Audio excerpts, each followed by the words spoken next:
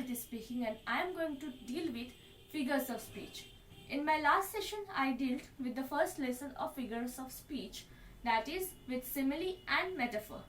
Today I am going to deal with the second phase, that is figures of speech based on imagination. Today I am going to deal with personification, vision, thought and hyperbole. I wish you all to subscribe my channel and watch the video till the end. Let's begin with the session. At first I'll do with personification. So what is personification?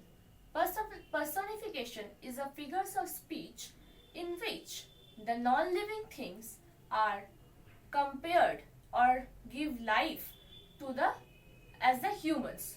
Suppose if I tell that the chair has its hands and emotions. Whenever you will write any autobiography of any non-living objects, then you have to use the personification. Let's give some example from this book.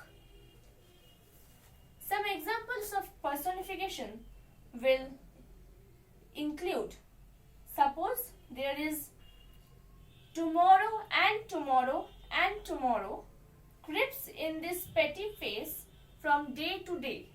This is a line from Macbeth. Now tomorrow is creeping, that is walking in the petty pace. Petty pace means going slowly. Now we all know that tomorrow can't go. Tomorrow don't have legs, nothing, neither have hands. So this is a abstract notion of personification. Another personification example is the thirsty earth soaks up the rain. Now the earth in which we live in is thirsty. We all know that earth is not a human nor an animal. It's an abstract thought. The earth, the whole world is thirsty. So the thirst is somewhat related to the human attributes, and we are giving life to the non-human attributes. So this personification is also known as personifications of the nature. Now we learn about two types of personification. One is personification of the abstract thing, another is personification of the notion. Next we will move into vision. What is vision? Vision means the thing we often see through our eyes.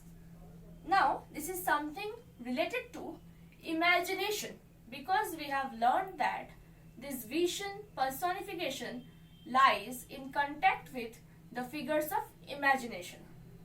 Vision is imaginative visualization, is the figures of speech used mostly in poetries.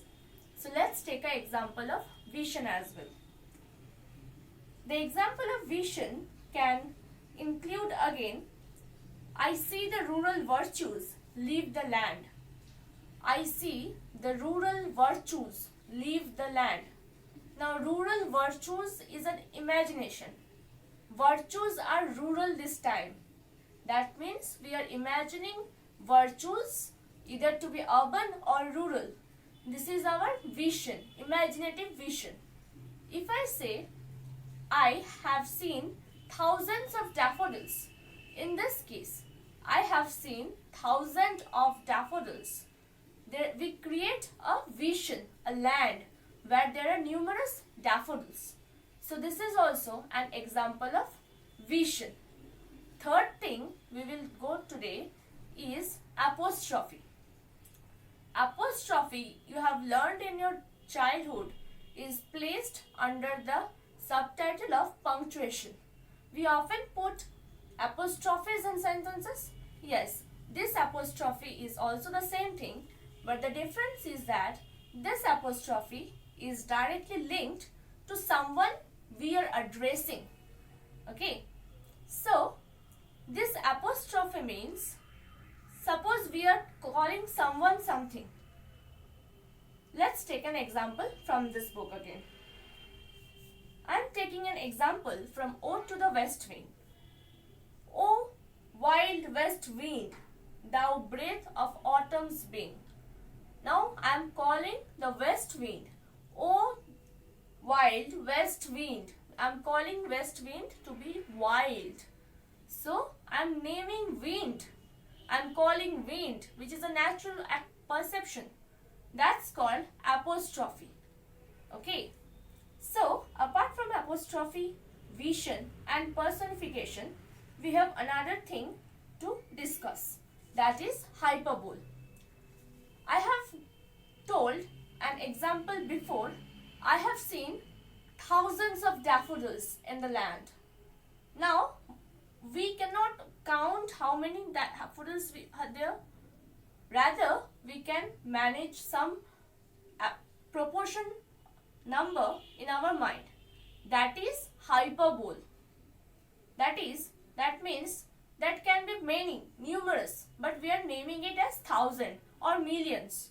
Millions of people live in the earth. Billions of rupees are vested. So this cannot be counted, rather imagined. When imagination will come in any escape, then you have to make it as hyperbole. Another example I am giving from a very famous line from Macbeth, written by William Shakespeare. All the perfumes of Arabia will not sweeten this little hand.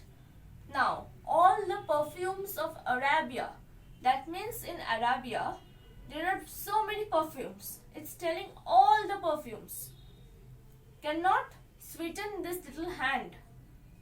Okay, so this is the main thing.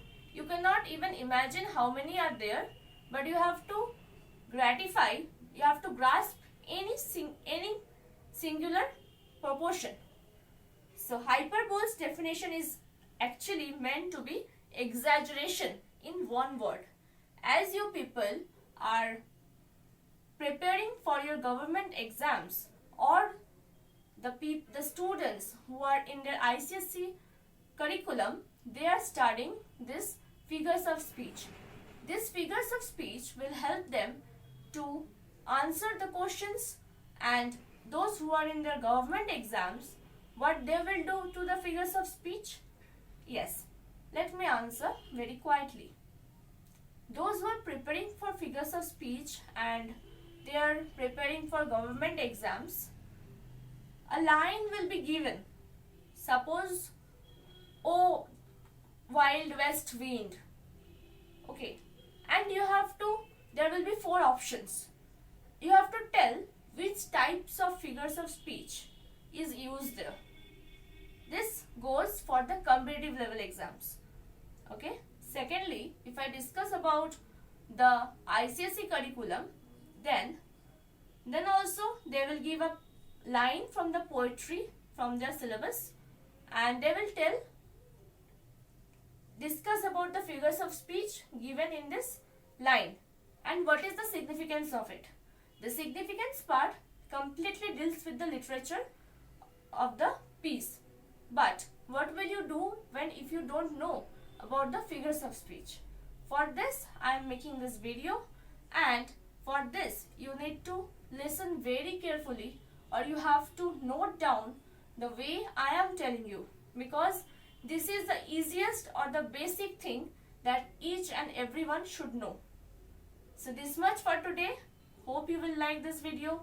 Please subscribe the channel and share it among your friends.